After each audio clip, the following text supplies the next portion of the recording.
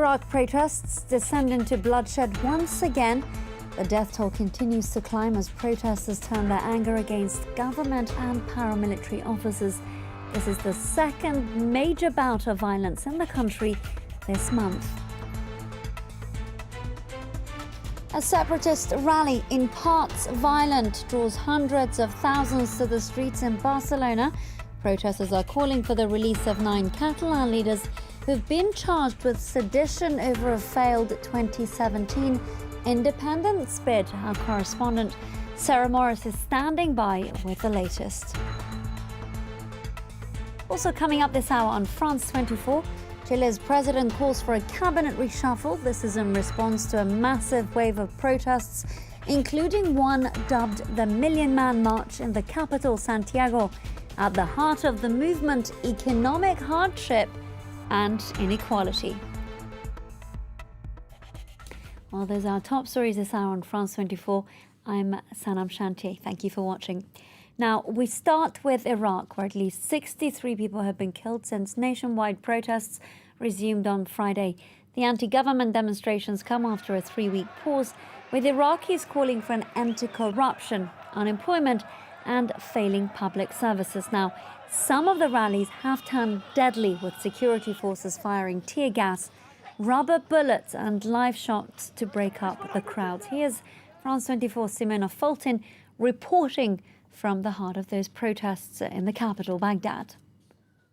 We are here in front of the Republican Bridge. The green zone is across the Tigris River to our left. The Liberation Square is to our right side. And what we can see behind us is the protesters who are trying to cross from Liberation Square towards the green zone. You can see the security forces who have set up there, and they're erecting concrete blocks right now to prevent the protesters from going across. We spoke to one of the protesters who has been here since the morning. He said that the security forces have been deploying tear gas. There have been several casualties today, on Saturday, and the protesters are determined to keep protesting. Let's listen to what one of them had to say. What we plan to do is to advance towards them, to take over the green zone in order to topple the government. You parliamentarians, leave. People don't want you. Why are you glued to your chairs? Nobody wants you. Leave.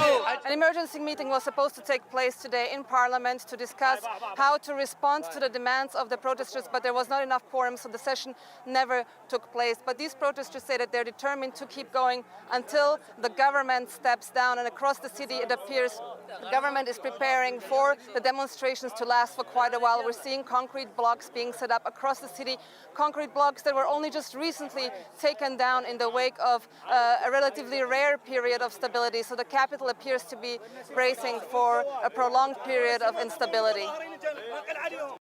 Over to Lebanon, where for a 10th day, protesters poured back onto the streets across the country. Near the northern town of Tripoli, there were reports of confrontations with the military, and 6 people are said to have been wounded. Demonstrators say they want an overhaul of the establishment that they call corrupt and accuse of mismanagement. Now, according to observers, the crisis will continue to cripple the country with no end in sight. Also this Saturday, hundreds of thousands of Catalans marched through Barcelona. According to the latest reports, clashes have broken out between the protesters and security forces.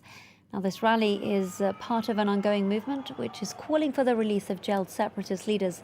The 9 politicians and activists were put behind bars for their role in an independence bid in 2017. Let's now cross to France 24. Sarah Morris, who's standing by in Madrid. Sarah, thanks so much for being with us. This is, as I mentioned earlier, an ongoing movement. We've just had reports of violence breaking out. Is it likely that the central government in Madrid will have to make some concessions? Well, many people say the socialist government has already made concessions to the independence movement.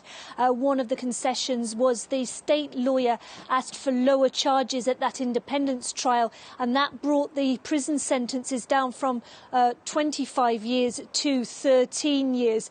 That was against the advice of the public prosecutor, but the state lawyer took a different attitude. The government has also held talks with the Catalan nationalist government, but those talks ended partly because the Catalan nationalist government, the independence parties, voted against the socialist budget, bringing down effectively the government. Now the socialist government says it is prepared to talk, it is prepared to dialogue, but it won't be talking about independence and it won't be talking about a referendum. It says there isn't a majority of people in Catalonia in favour of independence, and Pedro Sánchez, the acting Prime Minister, basically says it's time for the nationalist government to start listening to the 52% of Catalans that don't share the independence project and want to remain part of Spain. The other thing that Pedro Sánchez has been saying is that he wants the Catalan nationalist government to condemn properly the violence in some of these protests that we've seen over the last fortnight and to support the police that are out there trying to contain the violent elements. And of course, Sarah, we're expecting another rally tomorrow on Sunday, also deemed to be extremely significant. That's right. This is going to be the first major rally since October 2017, when what became known as the silent majority came out for the first time onto the streets, the unionists, the people who want to stay part of Spain, who live in Catalonia. And they're a broad spectrum. They range from communists through to socialists, through to conservatives and liberals. And they all share the same idea that they do not want Catalonia to break away from Spain. We're expecting the former French Prime Minister Manuel Valls to be among the ralliers tomorrow. He's now a Barcelona councillor. We're also expecting the current Foreign Minister, a Catalan, Josep Borrell. He's been elected as the EU's policy chief. So we'll certainly see a broad spectrum, all determined to send out the message that Catalans do want to remain part of Spain, and they would like the nationalist government to start listening to them.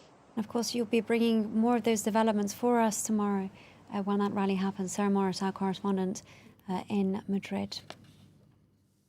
Turning our attention to Chile, where Sebastián Piñera has had to come forward with some concessions. This after days of the biggest protests that hit the country, calling for his resignation.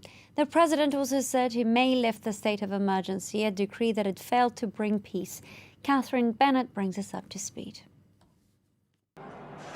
A week of deadly protests over inequality in the country culminated in a massive rally on Friday that saw 1 million people take to the streets. A sign of ongoing anger that the government could not ignore. Chilean President Sebastián Piñera called on Saturday for a cabinet reshuffle, which will be the government's third reshuffle in 15 months.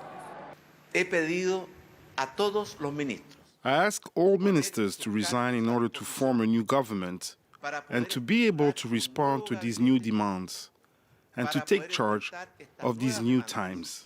Y hacernos cargo de los nuevos tiempos.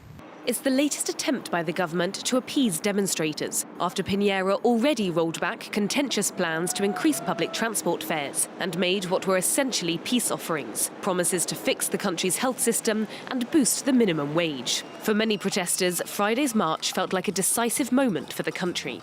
This was a turning point. We haven't seen such a large march in 30 years here in the country. This is a precedent. It will mark a before and after for Chile. The military also removed a nighttime curfew on Saturday, and the government said it would lift the state of emergency on Sunday if circumstances permit. The government was caught off guard by the size and sheer anger of the protests, and security forces have been accused of using unnecessary force. At least 19 people have died in the violent protests, with more than 7,000 people arrested and over $1.4 billion worth of losses for Chilean businesses. But that's it from us. Do stay tuned. More news coming up very shortly.